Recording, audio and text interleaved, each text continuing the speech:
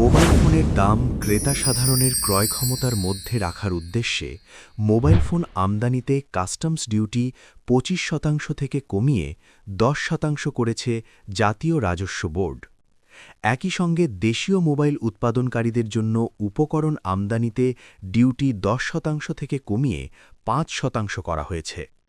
মঙ্গলবার এনবিআর থেকে এ সংক্রান্ত পৃথক প্রজ্ঞাপন জারি করা হয়েছে।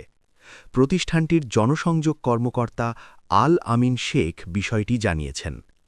এনবিআর জানায়, মোবাইল ফোন আমদানিতে প্রযোজ্য বিদ্যমান আমদানি শুল্ক কমার ফলে শুল্ক ৬০% কমেছে।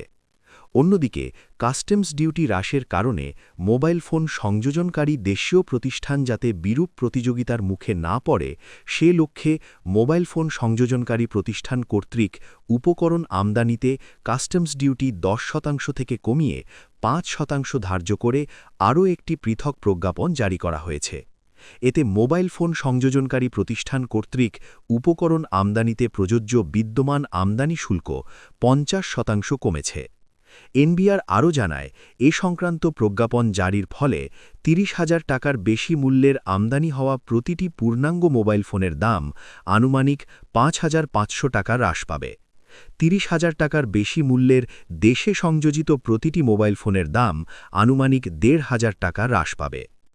মোবাইল ফোন আমদানি এবং মোবাইল ফোন সংযোজন শিল্পের উপকরণ আমদানিতে উল্লেখযোগ্য পরিমাণ শুল্ক হ্রাসের ফলে সব ধরনের মোবাইল ফোনের মূল্য সর্বসাধারণের ক্রয় ক্ষমতার মধ্যে থাকবে এবং দেশের নাগরিকদের পক্ষে ডিজিটাল সেবা গ্রহণ সহজতর হবে বলে সরকার আশা করছে।